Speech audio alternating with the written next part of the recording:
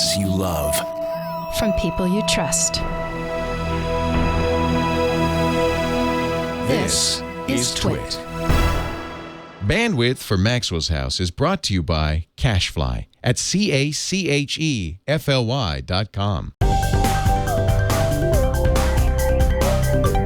This is Maxwell's House with Ray Maxwell and guest host Colleen Kelly. Episode 67, Show Me the Data, and other aviation news and science news. This is Maxwell's House, episode 67. And I'm Ray Maxwell, and my guest co-host is Colleen Kelly. Hello, hello. How are you doing, Ray? I'm doing great. I'm so excited to be here. I'm such a fan. Super.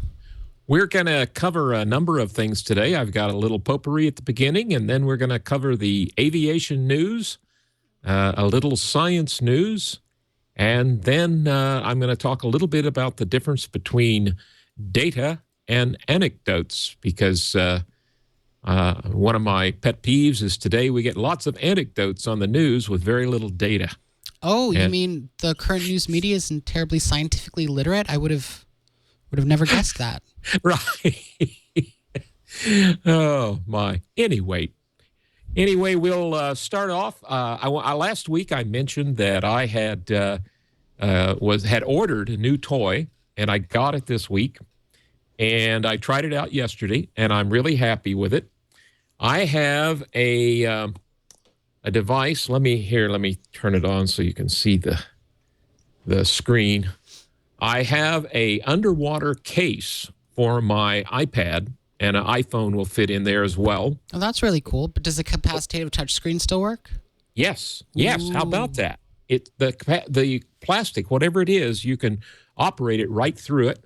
And it has this little door with an O-ring seal around it, and it has this cord that connects on it and an outside connector, and it's made out of wetsuit material. And it has this little pocket that the iPhone or iPod slides into, and it allows you to take it, strap it on your arm, up by your shoulder, and you can still operate it. And then it has, in addition, waterproof earbuds that look like this. They're quite compact and small. Now, when you say waterproof, is this something you would actually want to use underwater? You can. You can use it down to 12 feet or something, I believe. But since audio transmits better through water, we all know that, because, it's vibrating molecules. The more molecules there are, the easier it is to do the transmission of the vibrations. But does it sound weird if you're trying to listen to music and you've got earbuds in your ears? Okay, well, now let me explain that. They come with about 6 different sizes of little rubber inserts for your ears. Mm-hmm. They recommend, reading the instructions, that you insert these before you go in the water, and they actually seal your ears. So now let me point this out. It would be unsafe to use these and scuba dive, because you'd be unable to equalize your ears. And by that you mean more than 12 feet underwater. Right. In fact, this kind of earphone is made for swimming laps or what have you. And so what I do now is I load up my iPod with podcasts or audiobooks, and I have my mind now has something to do when I'm swimming my laps, besides counting laps and watching my time. I know how you feel. Are you like me, where you constantly need mental stimulation now, and that if there's silence, you feel kind of lonely? Well, staring at the little black line on the bottom of the pool, raising my head up and glancing at the clock from time to time, trying to keep track of my laps, right. That doesn't quite keep my brain busy. Now, for example, I know when I've built like a subwoofer enclosure and a custom enclosure for a car, there's a certain amount of air space, and sometimes sealed, sometimes not sealed, that you're supposed to have behind the speaker for it to bounce off of. Is there an air pocket behind the earbud so that it can bounce off of that? Okay. These go in your ear, and the sound is still being transmitted via air. Because the air is sealed in your ear. Yeah, the air is sealed in your ear. But behind the speaker. There is air. Now let me point something else out. They have another product that is for scuba divers. And this other product, the iPod or iPad, is a dive case. It is for diving. And in that case, the case has a built-in amplifier, first of all, because the speakers for that are actually speakers that hang over your ears. They do not seal to your ear. And that's so you can do a thing where you blow your nose while holding it and it pops? Yeah. Well, now, this speaker, it actually transmits the sound through the water, all right? And so it has to have extra amplification to run these speakers.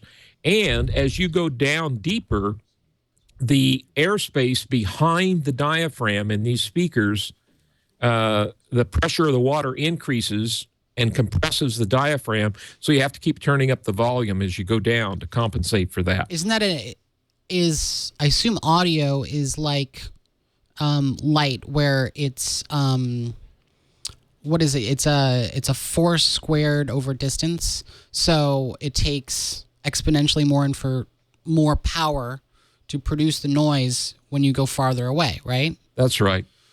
I'm not saying the equation right. It falls off with the square of the distance. Okay. Yeah. That's true for light, sound, other things. And so I assume you'll kill your batteries a lot faster or need external batteries to power that amplification. Yes. Well, that particular unit, the dive unit, comes with batteries, extra batteries that run the amplifier. But the fish around you can enjoy your music. That's right. And by the way, I suggested getting that for my swimming, and the fellow that helped me at H2O Audio, and that's the name of the company, by the way, h2oaudio.com. He was real helpful, and he said, well, I don't recommend it for swimming laps because all the people around you get to listen to your podcast, which they might not appreciate. So this is really cool. Yeah. So they have all kinds of devices there, and I have the inverse square law. The chat room has. That's what I was trying to. That's right. Now, the other little piece of news is a fan sent me a note just as I went on the air that I'm excited about, and that is the new iPhone, iPod, iPad operating system 4 that they've just announced will support ICC profiles for accurate color. Oh, see, I thought you were going to say, it'll finally support multitasking. You see what a color geek gets focused on? It's true. I should have known. See, that's terribly important to me. That's not important to the overwhelming majority of people. But so what does this mean for an iPhone user? It means that when somebody sends you a properly tagged photograph that has an ICC profile in it, like Adobe 98 or sRGB tag, your iPhone can be profiled, calibrated in such a way that it will display accurate color. So are we going to have color sensors that we put on the front of the phone and then have plug-in connector on the bottom so that it can actually sense what the display is actually outputting? That will come. Just like you profile a monitor now. Interesting. Yeah. And what will happen is there'll be some standard generic profiles for the devices because they are relatively consistent. But if you're really, an anal color management geek, eventually you'll be able to calibrate it precisely. So how do you feel about OLED technology on mobile devices like on the Google Nexus 1? Do you think that's a good direction for people to be going, or? Well, that particular phone, which I know Leo loves and loves the color on it, does wonderfully well with super saturated colors. But some of the color geeks on the ColorSync forum have pointed out that it does not use 8-bit color. It only has 64 levels of color or something, so it tends to posterize more. And there are several other reasons why its color is not as accurate as the iPhone is even now.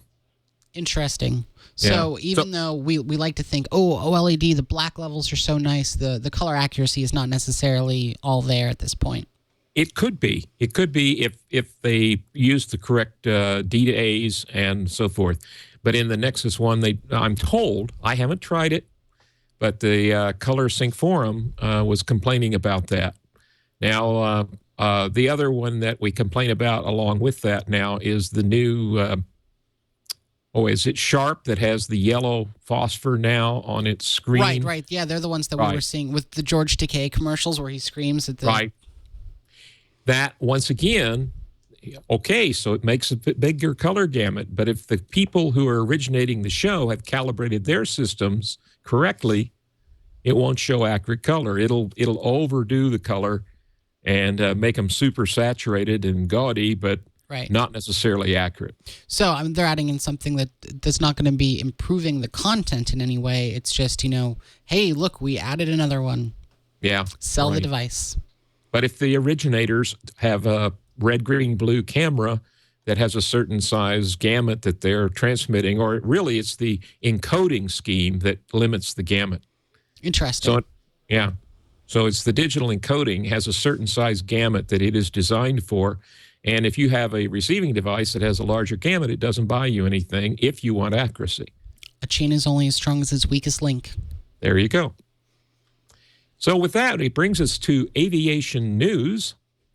And the big news that made all the rounds this week was a near miss between a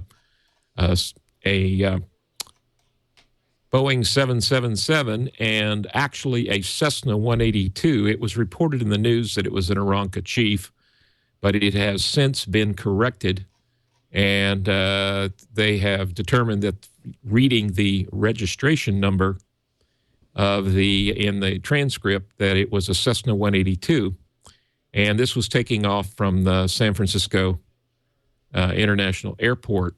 And what happened was the airplane was taking off. Both aircraft were under the control of the San Francisco Tower, and as they were taking off, the controller was, of course, to maintain clearance between these two aircraft and followed the letter of the law, and I'll explain that here in a moment. But the pilots of the 777 said that they looked out the side of their airplane and saw a Cessna 182 within 200 to 300 feet of them, basically standing on one wing, making a severe turn to avoid their flight path. And that's not something you're supposed to see when you look out the window, right? No. That's a bad thing. They were alarmed. And so now let me go through a few things. When aircraft are in positive controlled airspace, which that is certainly the case in the control zone surrounding San Francisco's airport, the air traffic controller is to maintain 1.5 miles horizontal separation and 500 feet vertical separation. That is the legal requirement with one exception. Is this for fixed wing aircraft or for all aircraft? This is for all aircraft going in and out of that airport. But now let me add one provision, and that is that it is legal to maintain what's called visual separation between aircraft. So let me go through the transcript here. I have it. And let me just read a little of it to you. And by the way, you can go to the website in the show note. It's a big, long URL, so I'm not going to read it out. But you can actually listen to the actual recording on that website. And so what happened here is the 777 United 889 was cleared for takeoff on 28 left, and it acknowledged that takeoff. Then the tower addressed this small plane, which is, by the way, 70 Echo in this transcript. That's its call sign. He announces traffic off the departure and climbing out of 500 heavy 777. So he's telling the pilot there is an aircraft that is just taken off, climbing out from runway 28, and it's passing through 500 feet. And by the way, the small plane was at 1,500 feet. and that it was a 777, a heavy aircraft. So the 70 Echo acknowledged by saying to the tower, 70 Echo is in sight. 70 Echo is in sight. So he was saying, I see the other aircraft. The tower then said, maintain visual separation, pass behind that aircraft. Now that is a clearance, and a clearance has to be acknowledged and read back to the tower. So 70 Echo says, 70 Echo, identifying himself, pass behind him. That's his acknowledgement of that clearance. And then United 889 to 777 says, is that traffic for 889? Tower says, just ahead and to your right, has you in sight, Cessna 1500, they're maintaining visual separation. So they're announcing to the airliner, Then there is a unintelligible comment by the 889. I have a feeling they usually say unintelligible when they say something naughty. And then the tower says, 889, heavy traffic, no factor, contact NorCal departure. In other words, he's handing him off from tower to departure. And the United 889 says, okay, that set off a TCAS. That was that. What he's saying there, TCAS is a collision warning system that in the aircraft that indicated another airplane was very close to them. So is this a proximity alert so that you don't accidentally run into each other? Exactly. I saw a documentary on the flying boat that they converted in Canada so that they could use it to fight wildfires. And there's like a helicopter or something that they use to do spotting for where they can drop their flame retardants or water. And I guess they use one of these so that they don't accidentally run into each other. That's right. Is this a universal that system? Other aircraft is called a bird dog. A bird doth? Bird dog. Bird dog. Oh, I got it. Like the hunter and the bird dog and the usually if it's an airplane, they make the same pass they want the water bomber to make right ahead of them. And then the water bomber follows them. Yeah, they lead them in, and also this warns any ground crew that there's about to be a bunch of water dumped directly. So this is a signal that's readily that you can pick up on relatively inexpensive devices. So it's not that inexpensive yet. They're working on more inexpensive devices. TCAS itself is fairly expensive, and only TCAS, the part that sets off the alarm, is in the commercial airliners. The part that it responds to, any normal transponder, altitude encoding transponder, is in all aircraft that fly in positive controlled airspace, even little bitty planes, or even there's not gliders in that area, but anything that flies in positive controlled airspace nowadays will have a transponder, which is about $1,000 item and is in virtually every aircraft, and it will send out its altitude and position to any other aircraft, any commercial aircraft that has TCAS, which has a transponder and this alarm system that says there's another plane near you, pull up or go down. What does it use to localize so that it can actually find out where you are relative to each other? Does it use some sort of, signal intensity strength or Doppler effect, GPS? It's pulse timing. Okay. It sends out a pulse and the other thing responds and it times it. Now, that is changing. They are working on some entirely new systems that use GPS signals. So everybody will have a GPS with a transponder in it. And, of course, GPS now is extremely accurate. And so you'll be sending out your position. And when other aircraft pick up your position, they know their position with GPS, and they can measure how close you are to them. And that's coming. There's a whole bunch of systems in the works now that use GPS rather than this pulse time coding. The original transponder was to make you show up on the ground radar more accurately. In other words, It's called secondary radar. The primary radar bounces a signal off your plane. The secondary radar sends out a pulse. Your transponder sends a pulse back, and that pulse encodes how high you are, your barometric altitude, and your a unique identifier number that is sent back to the radar. And is this unique identifier number issued by the FAA? It's identified by the air traffic control for that particular flight. In other words, it changes every time you go out and fly. So when you file a flight plan, that's when you get it? No. Well, as you taxi out, like at Vancouver at least, when you taxi out to Vancouver International, and I fly off of that airport, I have to call air traffic clearance, and I get a clearance for the departure path that I'm going to use from the airport. And I don't have to have a flight plan because I may just be going on a local flight. But I will get a clearance stating exactly the path I'm going to follow when leaving the airport. And at the time I do that, they assign me a transponder code. Okay. And is this a multinational thing? So if you're in Canada, and I assume you have to, if you wanted to come into the United States, you'd have to file a flight plan and say, I'm crossing. Yeah, well, crossing the border now, you have to file with 3 different agencies. You have to file a flight plan, you have to file with Customs, and you have to file with Homeland Security.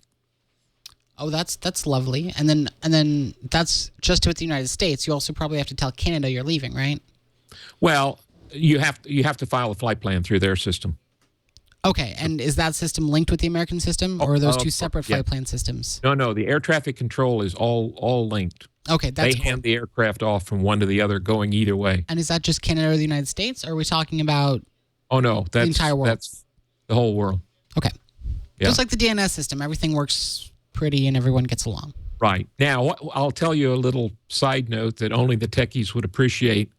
Transponder codes are one of the last things on Earth that are actually still entered in octal, not hex, not decimal, octal. The highest code you can enter is 7777. It sounds like a very lucky number to me. Unlike that 777, which is the nickname for those airplanes is a lucky 7, right? Yeah, there you go. Yeah, it wasn't so lucky that other day now, was it? No. But the main thing here is what I believe happened is I think, now they're going to have to interview the Cessna 182 pilot, find out what happened, but I think when they said, 777 lifting off of, 28, and he reported, I have him in sight, I have a feeling there are parallel runways at San Francisco. And I have a feeling he identified an aircraft coming off the other side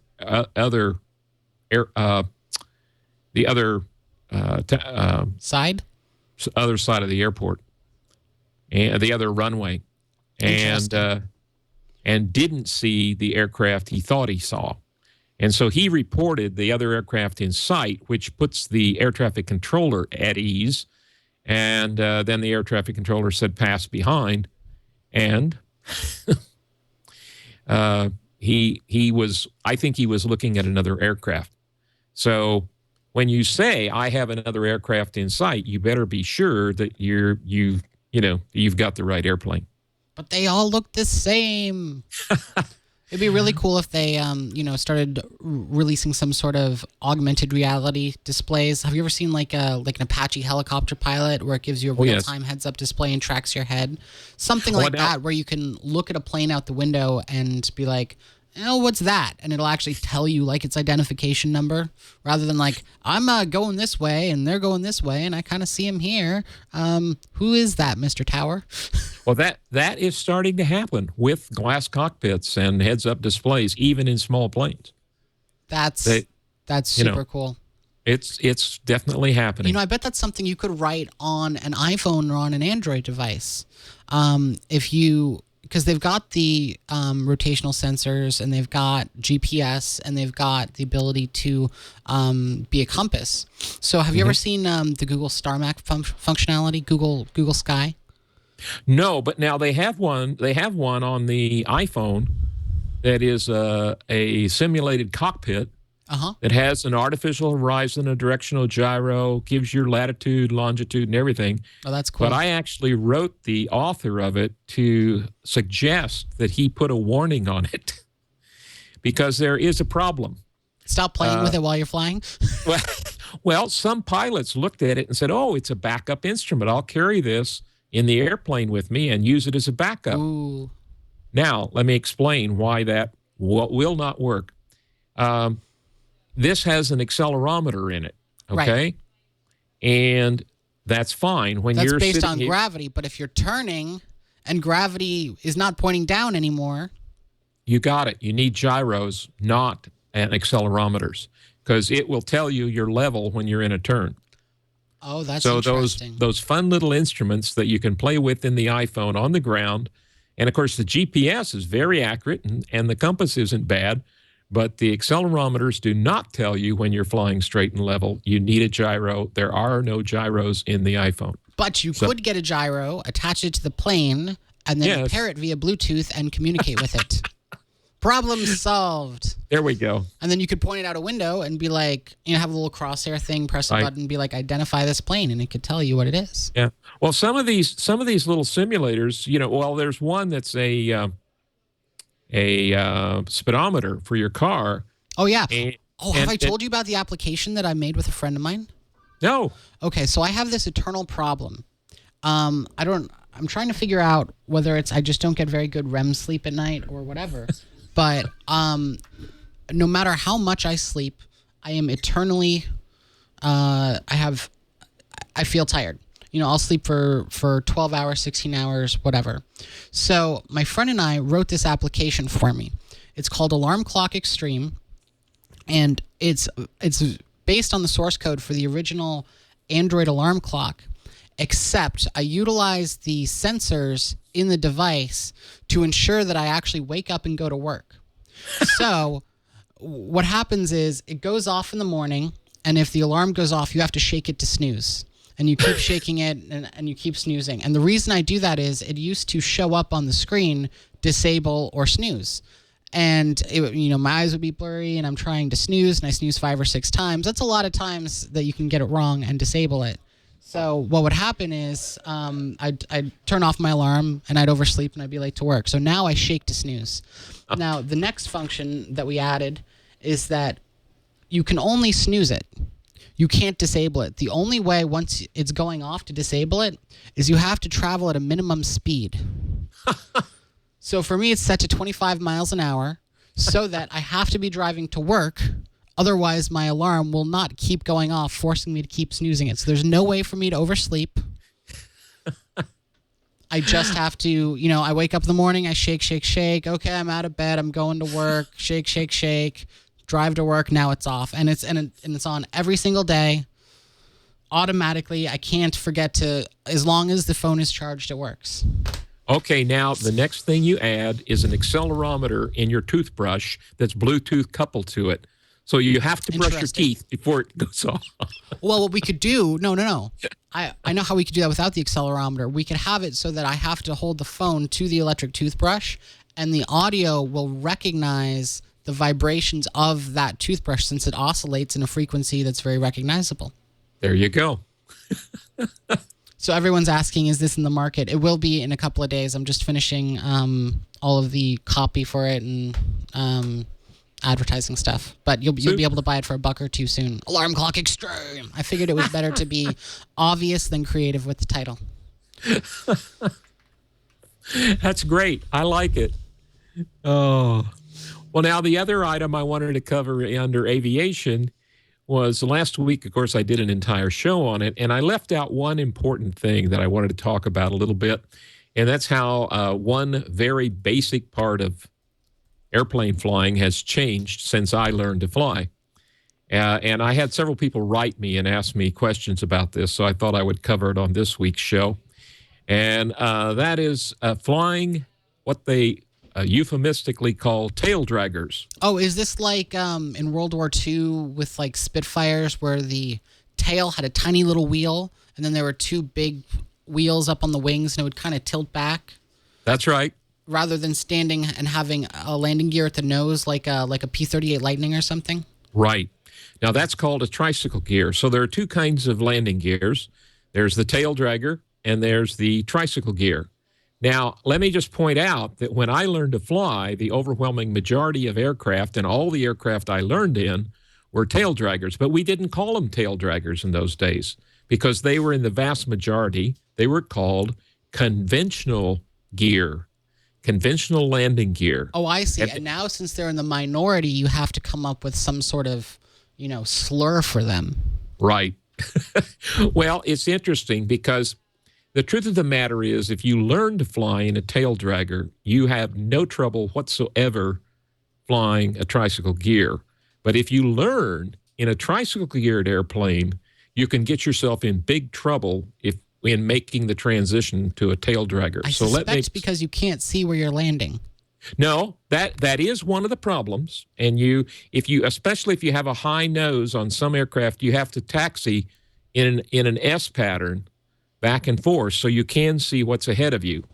Especially this is true of some of the old World War II fighters that they still fly in air shows. Which is your favorite?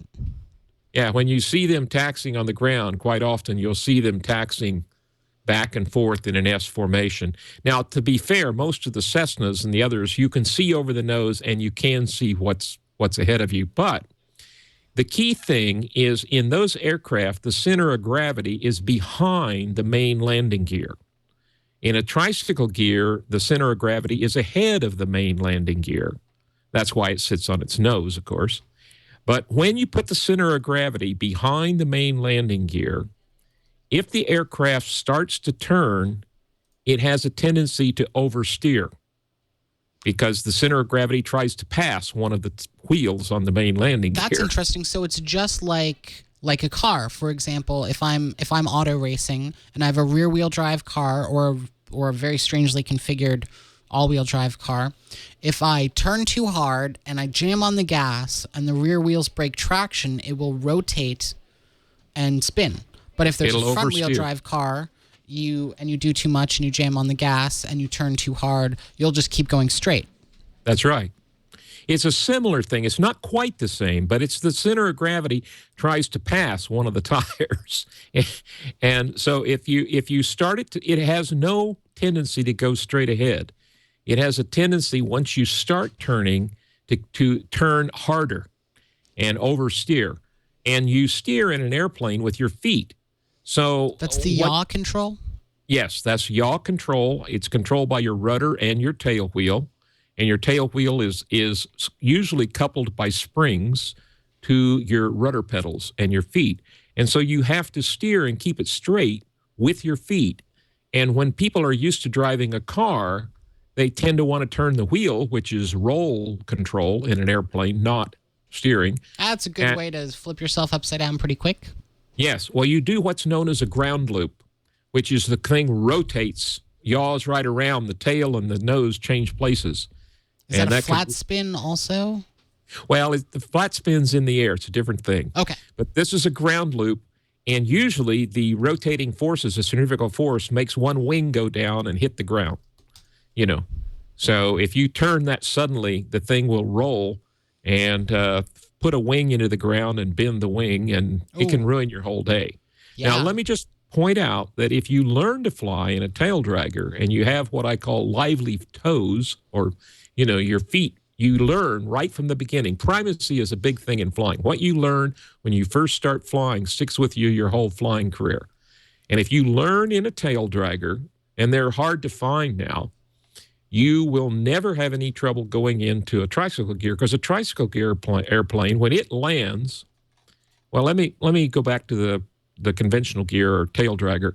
When you land in a tail dragger, there's a tail dragger, nice picture. You have good steering control from the rudder, from the air passing over it. But as you slow down and less air is going over the rudder, you have less and less control of your direction. So you have to get the thing lined up and going in a nice straight line before you lose airspeed, okay? Because as you slow down, you have less and less controls, and you have to use bigger and bigger movements with your feet, but not overdo it. as you slow down to keep the aircraft straight. Oh, that's interesting. Yeah. Yeah. It's almost as bad as when you're riding on a jet ski and you have to have the engine on to turn and you want to slow down. You turn off the motor and you turn the thing and it does nothing. Exactly. It's the same kind of idea. The thing that's turning you loses effectiveness as you slow down. And so as you slow down, you want to keep it absolutely dead straight as you slowly lose that control. Now, with a tricycle gear, when you land on a tricycle gear, the nose goes down, the nose wheel contacts, and the center of gravity is ahead of the main landing gear. So the plane tends to go straight all on its own. So if you learn in a tricycle geared airplane and you land the plane, once you touch down, all of your troubles are kind of over. The thing tends to roll out straight all on its own. There's no problem. But in a tail dragger, after you've landed, touched down, and are rolling out, your troubles are just starting. So what I'm saying is a tricycle gear teaches you the wrong reactions. Whoopee, I'm down. Everything's lovely now. And if you relax at that point and don't really keep your feet busy, you're in trouble. Now, let me give you a similar situation. When I was a kid, I learned to drive a car that had a clutch and a If stick. you're flying cars, dude, I think that the 60s weren't so kind to you. Right. No, but what I'm saying is if you learn to fly a straight shift with a clutch, the first time you get in a car with an automatic transmission, big deal. Right. You know what I'm saying? Although I have to admit, there was one person that I taught to drive that she had learned on a manual transmission car, and she was for the first time in an automatic, and she kept taking her foot off the gas and reaching for something every time the motor revved up slightly more than she was comfortable doing. So, there's a little bit of muscle memory in there, but, I completely agree with you. Yeah. No, it's far easier to go from a standard transmission to an automatic than the reverse. And the same thing is true with airplanes. So a friend of mine who wanted to learn to fly about 4 or 5 years ago, was asking me all about it. And I said, listen, if there's any chance you're ever going to fly a tail dragger, take at least your first 20 hours on a tail dragger, because that muscle memory, those reflexes that you build in when you're first learning will stay with you your whole flying career. And they don't hurt anything about you're flying a tricycle geared airplane. So he did. He went out and took his first. It was very difficult for him to find a plane nowadays that was a tail dragger. But then he went on to fly some of our tow planes in the Glider Club, which are L-19 bird dogs, which are tail dragging aircraft. And we have a lot of problems now finding people that are checked out and current in tail draggers when they come to our Glider Club and want to fly our tow plane. We have 2 tow planes. Both of them are tail draggers. So if, all I'm saying is if you ever think you're going to fly a tail dragger, get your first 20 or 30 hours in a tail dragger. It will stand you in very good stead. Whereas, there's an L-19. That's the plane that we use as a tow plane. It was used by the military for years as a spotting aircraft. And a spotting aircraft, of course, means simple, slow, good visibility, and expendable. Yeah. Well, a friend of mine flew one in Korea and Vietnam, and he said the enemy learned real quickly not to shoot at you, even though you were, basically disarmed, because if they shot at you, it gave away their position. Other people would be shooting at you soon. Much bigger friends. Yeah. Big jet would be coming in with munitions very shortly. Like a C-130 Spooky? Well, Spectre? there's all kinds. They called in all kinds of stuff, including missiles and whatnot. So, at any rate, that's all I wanted to say about the tail draggers. If you're going to fly one, if you have learned in a tricycle gear, get a very thorough checkout. Really build those reflexes. Oh, there you go. Big brother. Yeah. If there's a really big, mean guy in school, don't pick on his little brother. That's the moral to the story. That's it. That is it. You got it. Hit the nail on the head. Don't mess with him. You'll pay a high price.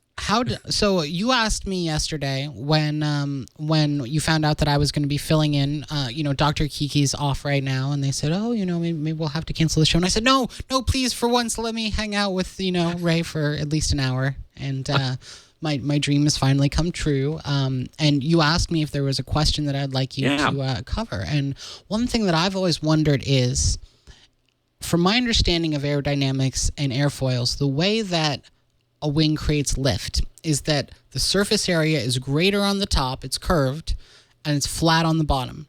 So the air has to travel faster over the top of the wing than the bottom, creating a low pressure effect, lifting it up. So then I wonder, principle. When I'm, playing video games and I flip my F4 Phantom upside down so that I can get better visibility, why is it that my plane doesn't get sucked to the ground? Good point. Now, and by the way, that was for years the full explanation of how an aircraft produced lift was what's called Bernoulli's principle, where if the air has to speed up to go over that longer area over the top of the wing, the air speeding up causes a low pressure area over the top of the wing, and that's what creates lift. However, that's the same thing that they use in propellers, essentially, to get the plane to suck forward also. That's correct. Same thing. It's an airfoil shape on the propeller. It's a little wing. Now, there have been great debates on this, but recently most of the aeronautical engineers are saying, well, now, let's wait a minute. That does, in fact, work for a conventional airplane, and it's a very efficient shape for creating lift with the minimum amount of drag. So if you want to optimize an aircraft for cruising speed and for transferring people and cargo efficiently, that's the shape the wing ought to be. However, if you've ever taken a piece of plywood that's flat on both sides and walked out carrying it over your head in the wind, oh, it'll definitely lift you up. It will lift you up. And so somebody said, well, what's going on there? Come on. That piece of plywood's the same area on the top as the bottom. Which is high pressure on the bottom. Yeah, what's going on? Well, what's going on is the air is hitting that and being deflected downward. And if we go back to Newton's second or third law? Every action has an equal and opposite reaction. You got it. So if you're deflecting air down, it's going to push the board up. And the same thing can happen with an airplane. Like the glider that I fly aerobatics in, that I fly upside down, it has an airfoil shape. Now, when I roll upside down and fly upside down, the angle of attack upside down has to be much higher than right side up in order to produce lift. And so it has kind of skimming through the air. Yeah, well, it has very different stall characteristics, too. Right side up, that aircraft stalls at about 32 knots, and upside down, it stalls at 55 knots. So the unsymmetric wing is not as efficient upside down as it is right side up. And it will still fly, but I have to have a much higher angle of attack to make it fly, which means that it has to be going through the air with its leading edge quite high, the chord of the wing versus the relative wind, which we've talked about in some earlier, one of my earlier podcasts. But it will fly that way, and it's doing it by deflecting the air downward and getting an upward motion. Now, if you look at very, very high performance stunt aircraft that fly in air shows, you will see that they have a symmetrical airfoil. In other words, it's curved on the bottom as well as the top, and it's curved the same amount. And they fly and produce lift by a slight angle of attack, whether they're flying upside down or right side up. It doesn't matter. However, they are optimized for flying aerobatics, and they are not optimized for the best low-drag configuration for flying cross-country and carrying goods and services. They are optimized for aerobatics. So that's basically the answer to that. But so they're not very efficient. Right. It's not as efficient. And the other thing to keep in mind is this is a fairly recent debating point. In the last 10 or 20 years, aeronautical engineers have said it's not just Bernoulli's principle. It's also this deflection of air. And this is certainly true with some of the symmetrical airfoils on some of the supersonic aircraft. If we get into supersonic aerodynamics, that's a whole nother kettle of fish of how they work. Well, but when you go, yeah. You know what my favorite form of aerodynamics is, and of course, maybe this is getting a little bit geeky and weird, but I like ground effect aerodynamics. Have you ever seen the Russian chronoplans? Yes. The Caspian Sea monster? Yes. Can you explain to me why, even though that seems like such an exciting and simple way of transmitting large goods long distances over surfaces like water, why hasn't that caught on? Well, I'll have to say, I don't know. I have certainly seen those. Russia has done a lot of work in that area. And I gather that they're not, well, if you have something on the surface of water, a displacement hull ship can carry an enormous amount of weight, but it does it much slower, but it does it with much, much lower fuel burn. So we should probably explain real quick what it is for people who aren't dorks. Okay, let's go into that. Now, by the way, there's beautiful picture, but what it is it looks like an aircraft, except that it flies at about 4 or 5, 10 or less than 10 feet off the water, and it is has a much shorter wing. And what it does is and now, by the way, this happens with any aircraft. When you bring in an airplane and flare to land, there's a buildup of pressure between the wing and the ground. There's air trapped there. It's squishing it. Yeah, it's squishing it, and that's called ground effect. And by the way, a glider, if you bring it down into ground effect, can suddenly fly much more efficiently and will skim the ground and coast over the ground at 3 or 4 feet off the ground very, very efficiently due to ground effect. Anytime you're in kind of 1/2 wingspan of the ground, if you took half the wingspan of an airplane and that was your altitude above the ground, you're starting to hit ground effect, and you get this compression effect of air trapped between the wing and the ground. And the closer you get to the ground, the stronger it is. But it's measurable at, like I say, about half a wingspan.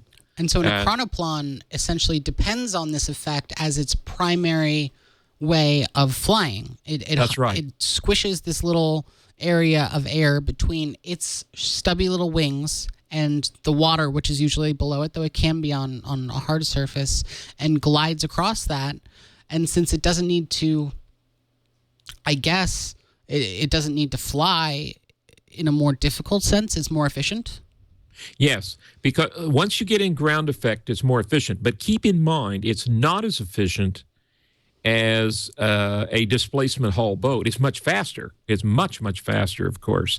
But the amount of fuel burned per mile traveled is much higher than a displacement hull boat. Okay? So it's a kind of something in between. It's more efficient than an airplane, but less efficient than a displacement hull boat. And the Russians thought they could build them really big. So they did. And they did. So theoretically, if you wanted to invade the United States, you could load up a bunch of tanks and a bunch of artillery in one of these and use it like a ship. Yes. That can go across ice and other hard surfaces that are relatively flat and water and travel long distances. So I wonder if this would make sense perhaps for maybe overnight mail from the United States to Asia. What I'm wondering, though, is I don't have enough research information in front of me or data, and I'm going to talk about data later, but I'm wondering how they do in extremely turbulent air or high winds or where there's big waves. Because when the waves can reach the height that you're skimming the water, you know what I'm saying? I think you're going to be in trouble with those kinds of aircraft. So that's true. I think there's going to be some limitations on the weather conditions that they can safely operate those kinds of aircraft. Because you'll notice in the pictures you're looking at that most of the time the water is near flat. There's not white caps on it or breaking waves. Right. And I think it takes those kinds of conditions to, be able to fly it safely. So I guess there may be some practical concerns, but how cool would it be if you sent an overnight package to Shenzhen, China, and yes. they loaded it up on this giant thing that went flying across just the tops of the waves on the ocean? And just, just a dream. Yeah. No, it's an interesting technology, and there's even been some drawings of some yachts built that way. Oh, imagine, dear Larry Ellison of Oracle, please stop buying expensive big yachts and build super fast expensive yachts. That'd be cool. Yeah. All right. And what's one next of our iChat people here in the chat room said, one rogue wave equals disaster. Water doesn't compress. And he's right. Yeah, no, but you probably would. Your plane would compress quite nicely into many little pieces. That's right. So what's next on our list? Next on our list is some science news. This next month is the 50th anniversary of the invention of the laser. And I did an entire show, episode 50, in fact, of Maxwell's House, if you go back in the archives. And that was all about meeting the inventor of the laser, Dr. Ted Mayman. And he lived here in Vancouver, and I had the opportunity of meeting him. And he died a couple of years ago of cancer. But his widow still lives. It wasn't a tragic, ill-tempered sea bass incident? I'm sorry? It was not an ill-tempered sea bass with freaking laser beams on their head? No. Any rate, his widow, Kathleen Mayman, will be displaying the original first laser. And by the way, I got to see that laser when I met Ted Mayman. He came to Creo, where I was working, and gave a seminar. And I actually got to see and touch that very first laser, and he fired it up for us and actually fired it. Does it still work? Yes. What gas was it exciting? It wasn't gas. It was a ruby laser. And that was the magic of it. He determined that ruby was the way to go, and the first pulse laser will use ruby rather than gas. And that makes for much better sci-fi movies when you have to track down some exotic gem. There you go. For use in laser beams. But next month at Simon Fraser University here in Vancouver, and by the way, it's not just here in Vancouver. They're celebrating this down in California at a seminar. They're celebrating it at several optical organizations are celebrating this because they think it was such a milestone. But here in Vancouver, there's 3 days of events. The first night is a reception. On the 15th and 16th will be famous people from all over the world coming in to speak.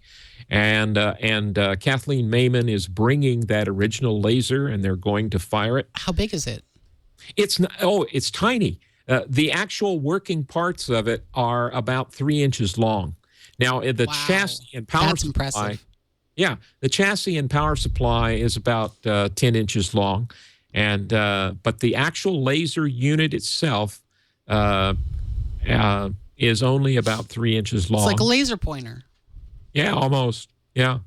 But it has a flash tube wrapped around a ruby unit, and it looks like a spiral around this case, this metal case, and there's a ruby down the middle of it, and it's polished on one end, and it's polished on both ends with a pinhole out one end where the beam emerges from the cavity.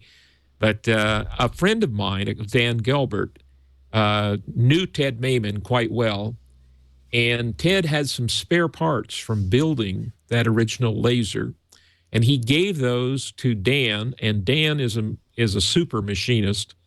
He's a very highly skilled engineer, and he built the remainder of parts he needed. So he has an exact model of which some of the parts are from Dr. Ted Maiman in his home. And I've also seen that laser Talk as well. about geek cred. Yeah. I mean, I feel cool because just the other day I got Steve Wozniak's business card, the little metal one, and I've been pulling that out every so often with my other friends that are kind of my age, and Steve Wozniak is a mythical figure. Right. And so, I'm like, I've got the coolest geek souvenir ever. Look at Steve Wozniak's business card. It's like, yeah, not only do I have a replica of the first laser, it's largely made up of parts from the first laser. There you go. So cool. No, it's super. Now, the next thing in science news that I think is really got my attention is there's been a big debate over a thing called gene patents, genetic patents. Oh, yes. Okay. Where I mean, when companies like what's that company who does all the agriculture stuff? I can't. Oh yeah. What's it? Yeah, Monsanto. I know Yeah, they're really hot news right now with the way that they're going around patenting genetics and creating organisms that are well, there's a company heavily called business oriented. Myrid, MYRAID, Myrid. It has a patent on a cancer, a gene that tends to predict breast cancer in women, and they charge $3,200 to test for that gene. Jerks. Okay, and they have this. Now, here's the thing. This is real important to understand. Okay. It isn't that they have a patent on the test, because I personally don't have any problem if one company wants to develop a test, okay, and charge X amount, as long as other companies could compete with it, right? In an open market setting, and they could build a different kind of test using a different method. But that isn't accomplishing the same goal and assuming that other patent doesn't necessarily last forever. Right. Like they keep doing with the Beatles. But they didn't patent the test. I mean, they may have patents on the test as well. I don't know. But they patented the gene. In other words, they took a patient that had breast cancer and they looked at this gene and they patented the gene. But they didn't invent the gene. They just found the gene. They found the gene in a cancer patient and they patented that cancer patient's genetic makeup. That doesn't make any sense to me. It's like it's like somebody else finding me and patenting me. Right. Now listen to the fallout of that. They then forbade any other company or any university from doing research on that gene. They own the rights to any research being done on that specific gene. Wow, that's irresponsible.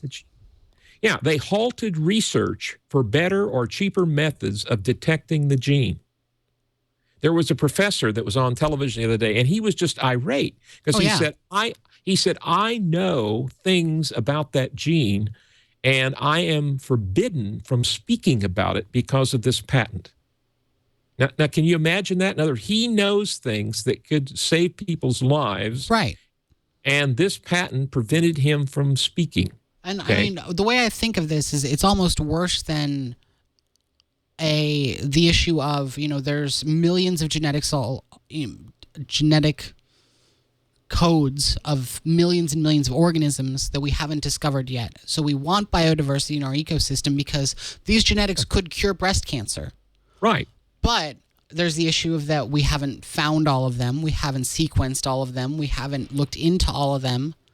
Well, now we've found something that's related to breast cancer, and guess what? You're not even allowed to work on it. If these people don't cure breast cancer, or if they figure out a way to cure breast cancer but instead decide just to treat it and charge you for it, they could make breast cancer their multi-billion-dollar business and it'll make everyone else die and hold them hostage.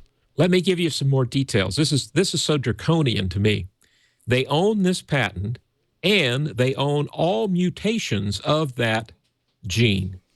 In other words, if they find a mutated version of the gene, they're claiming in their patent they own that as well. Okay, and they own all treatments that depend on detecting that gene. All That's preposterous.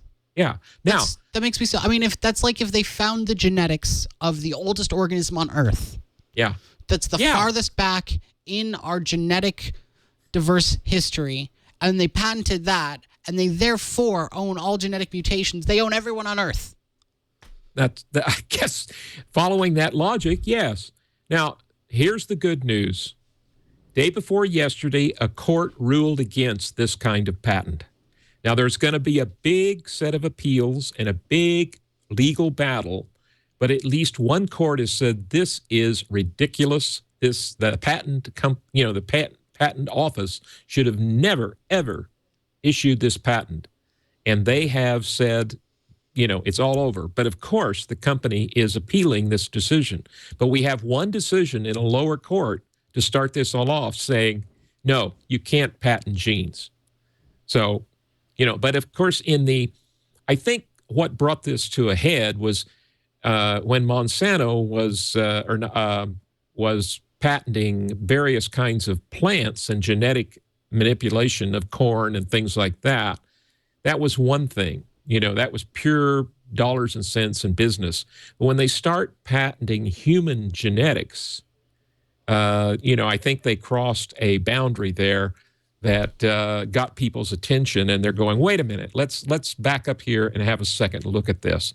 And again, I have a pointer in the show notes if you want to go see that. And I would point out, and this I think shows how we've changed our business ethics and our morality, which I think is important.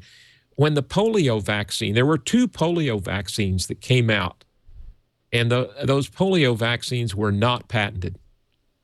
They never even thought about patenting something like that. Because they were saving the world. Yeah. Yeah, exactly. I mean, if I figured out the cure to breast cancer, I don't even know what. I don't think I would make it. I don't think I would try to patent it and keep it from other people and figure out a way to extract the maximum amount of wealth. But there's the issue of I can't cure breast cancer. Yeah. I need to be part of an organization with vast resources, with lawyers and contracts, and it's. Now, let me play devil's advocate for a minute. I want to be fair and even-handed here. If a company has invested a great deal in staff and laboratory equipment and so forth to do research in order to come up with a cure or treatment or a test, I don't have a problem with them patenting and getting their money back for the test or the treatment. Or even making a profit. Yeah, and making a profit from it. I don't have a problem with that.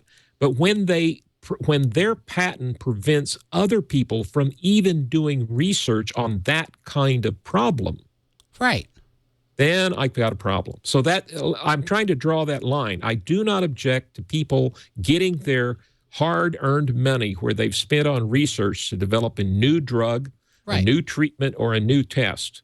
That should be patentable and should be protected, and they should be able to reap the benefits of that invention. But when they can patent and close an area off, say, no, you can't do any research in this area, and a professor at a university can't even speak of the previous research he's done because they have a patent on the gene that he was doing research on. That's so dangerous because say that is the gene that we can use to cure breast cancer. Well, now, let me point something else out. They don't effectively research into it. They're essentially... Let me point out that most of the Western world does not allow these kinds of patents. So all of Europe, Canada, almost all the rest of the world does not recognize these patents. And if they had allowed these kinds of patents only in the U.S., what would happen is the research would go offshore from the U.S. This professor might have to go to Europe in order to do his research and not be hampered by that kind of law. And you don't want to do that. You don't want to drive out your, brightest people.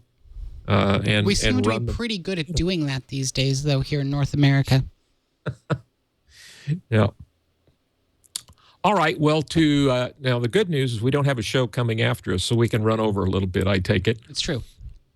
All right. Now I want to get to my main topic, which I'll keep short. I want to point out, I think there's a lot of confusion today about anecdotal evidence and hard data. Because during this great debate on healthcare, I heard all kinds of anecdotal evidence about. I heard some. In one case, they came up and found one woman in Canada who had a bad experience with Canadian healthcare. Okay, I don't remember even the details, but her treatment or whatever had been delayed. She was angry about it, and that one woman said Canadian healthcare is bad. Now, I've lived in Canada. I'm a U.S. citizen. I've lived in Canada for the last 42 years, and I have all of my health care has come from Canada, and I'm quite happy with it. And I pay between $1,300 and $1,500 a year premiums for my health care insurance. But again, that's just one sample. So because I'm okay with it, that's just an anecdote. That's just a story of one person's experience. It doesn't mean anything because you need to sample large populations to see what the trends are. Is the healthcare system in the U.S. good, bad? Is the healthcare system in Canada good, bad? Is the healthcare system in Europe, Great Britain, and so forth? Well, I found some data, and this does not tell the whole story, but I just want to show you, what we're looking at here. I have a pointer in Wikipedia. If you simply look up, let's see, you just look up healthcare system in Wikipedia. There's some fascinating data here. If you scroll down, there is a chart and a graph. And the first thing in it is it lists Australia, Canada, France, Germany, Japan, Norway, Sweden, the UK, and the USA. And the first column shows life expectancy. And the U.S. has an average life expectancy of 78.1 years, which is, by the way, the lowest in this chart. Australia has the highest at 81.4, Canada's next at 80.7, et cetera, et cetera. Then the next thing they have is infant mortality. And again, the U.S. has the highest infant mortality rate of all the countries in that list, Australia, Canada, France, et cetera. It then shows a number of physicians per 1,000 people. It looks like Germany, France, and Norway have more doctors per 1,000 people. Canada actually has 2.2 and the U.S. has 2.4. So the U.S. has slightly more doctors per capita than the U.S. The U.S. does better. That's because they're all going to try and find genes to patent them. Right. And then nurses, and it goes. But now here's what's really interesting. Healthcare cost. The per capita expenditure. Now this is government and private expenditure per person in each of the countries. The Australia, for instance, is $3,137. Canada's about $3,900. France is $3,600. Japan is $2,500. Norway's now Norway is almost 6,000. They're the next highest, but the U.S. is 7,290. So the U.S. We're number one. With the exception of Norway, U.S. spends more per person on healthcare than any of those Western countries that I've listed. Now, but is the healthcare system that much better if you look at infant mortality, life expectancy, and so forth? Now that's hard data. That's hard data, but you need to know how quickly do people get into their doctors, how quickly do they get surgery when they need it, and so forth. And does life expectancy, infant mortality reflect all that?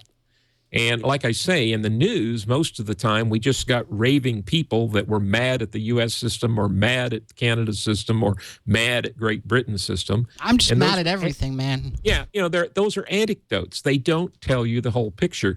Now, down below that chart, it's true. I mean, for example, we have no information here on the rate of curing erectile dysfunction. Yeah. I bet you the United States is extremely high in non-flaccid penises. Oh, my. I don't know whether I want to go there. But that's the point. We're talking about data points. Right. We're talking about what are we considering to study empirically in a large sample size the treatment of people using healthcare. Right. So, Well, what I want to know is why isn't ABC, NBC, Fox, CNN, why are they not doing in-depth research into these kinds of questions so that people can make informed decisions about it and have some hard data instead of getting one person who's mad at this healthcare system or that one? These are anecdotes. They are not data. They haven't got any, large sampling size at all. So, any rate, I mean, are you saying that it's possible that the news media is not terribly scientifically literate? and that they might not necessarily want to equally weigh commentary from, a pundit who is pushing a political view with a scientist who did an empirical study with a ginormous sample size? Well, this is it. They get these fringe raving lunatics, in my opinion, whether it's from the left or the right, who go on and tell lies about each other and spin all kinds of stuff, but they don't get us the hard data, because I remember Eric Severide of CBS News, worked with Walter Cronkite, and he told recently that he was sent out to investigate a story for 6 months. They paid his expenses to deeply investigate this story, and it only played for 3 minutes on the evening news at the end of that 6 months. Because they were sent out to they were finding information and they were reporting on it. Right. They were trying to find accurate information and disseminate it to the people. Right. And I think a rumor is rolling around that one of the science reporters that was formerly of a major network in the U.S. has been let go and may be joining the TWIT staff soon. You never know. So it's entirely possible. Right. It's not like the major news networks are making use of science reporters all that much. No, exactly. I guess Dr. Sanjay Gupta is the only scientist-ish person that I can think of, but I can't even say that I necessarily have enough knowledge to say that his analysis of medical issues is scholarly and in-depth. Right. I don't know. We don't have the data. We only have anecdotes, and anecdotes are just stories. They're meaningless. Yeah, they don't mean a thing. It means that there's one sample. There's a person who says, oh, the healthcare system is wonderful, and another one says, oh, the healthcare system is terrible. Let's look at the data. Let's analyze the numbers. Well, I know my experience is that the United States has fantastic healthcare, and you get whatever you want for free. Yeah, presuming that you're under the age of 22 and still in college and have parents that have completely covered healthcare through their business, and it makes no sense at all for anyone to possibly say what their experience is. It's meaningless. Yeah. It's what matters is the experience of the data. Right. Well, there we have it. That wraps up today's show, and I'll see the whoever is in the Twit Cottage next week. That'll be Dr. Kiki next week. I'm just filling in for once. This is not a regular thing, but I've had a lot of fun. It was great fun, Colleen. I've been wanting to do a show with you. And I finally got my question answered on why planes can fly upside down. It's the angle of attack, my friend. That's right.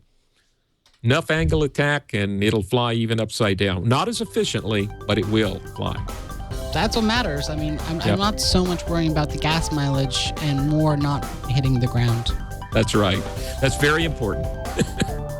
All right. Have a great day. Thanks so much. All right. Bye for now.